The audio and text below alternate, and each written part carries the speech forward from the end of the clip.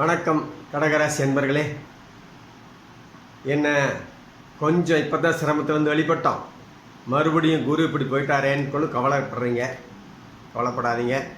2ஆம் இடத்தில் இருக்கிற கேது வந்திருக்கிறாரு. 8ல் ராகு. 8ல் ராகு உங்களுக்கு மறைஞ்சுதான் இருக்கார்.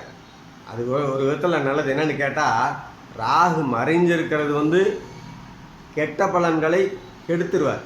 அதனால் கவலைப்பட வேண்டாம். இவன் வம்பு வழக்கிலிருந்து காப்பாற்றுவார். ஒரு நல்ல அனுகூலம் என்னன்னு கேட்டால், 8ல் ராகு இருக்கிறது விபத்துகள்லேருந்து உங்களை காப்பாற்றுவார். வர்ற விபத்துகள் வம்பு வழக்குகள்லேருந்து உங்களை காப்பாற்றுவார். அதனால் நீங்கள் இந்த ராகு கேது பயிற்சி உங்களுக்கு சுமாரான பலனாக இருந்தாலும் ஒரு போன தடவை இருந்த பலனை விட இப்போ கொஞ்சம் பரவாயில்லையாக இருக்கும். அதே போல் குரு விரயஸ்தானத்துக்கு வந்துட்டார். அவர் கெட்டவர் தான், கெட்டிருக்கிறார். அதனால் உங்களுக்கு குருவனாலேயும் ஆதாயம். சனி உங்களுக்கு 9ஆம் இடத்துக்கு போயிருக்கிறாரு. 7ஆம் அதிபதி சனி 6, 7க்கு உண்டானவர் இதுக்கு போயிருக்கார். 7, 8க்கு உண்டானவர் 9க்கு போயிருக்கிறார். அவரும் உங்களுக்கு நல்ல பலன்களே கொடுப்பார். அதனால் கடகராசிக்காரங்க கொஞ்சம் அப்படியே மீண்டு வந்துட்டு இருக்கிறீங்க. பயப்பட தேவையில்லை. இந்த ராகுகேது பயிற்சி மே 18ஆம் தேதி நிகழ இருக்கிறது. நீங்கள் ராகுகேது பிரீதி கண்டிப்பாக பண்ணிக்கங்க. ராகுக்கு தவறாமல் செவ்வாய்க்கிழமை ஞாயிற்றுக்கிழமைகளில் இந்த ராகுக்கு பிரீதி பண்ணுங்கள். அதே போல் உங்களுடைய ராசி அதிபதி சந்திரனுக்கும் பிரீதி பண்ணுங்கள். கண்டிப்பாக இந்த ராகுகேது பயிற்சி உங்களுக்கு நல்ல பலனை கொடுக்கும். விரயம், அதாவது விரயத்தில் இருக்கிறவரும் உங்களுக்கு கெடுக்க மாட்டார்.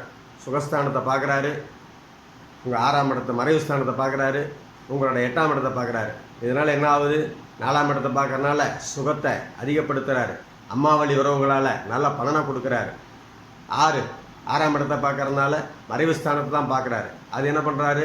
கடன்களிலிருந்து நிவர்த்தி, நோயிலிருந்து நிவர்த்தி, இந்த போன்ற தன்மையில் குரு கொடுக்குறாரு. 8ஆம் இடத்தை பார்க்கறதுனால வம்பு வழக்கிலிருந்து தவறாரு. ராகு வேறு பார்க்கறதுனால இந்த வம்பு வழக்கிலிருந்து உங்களுக்கு தவிர்க்கிற நல்ல நிலையை உருவாக்கி கொடுக்குறாரு.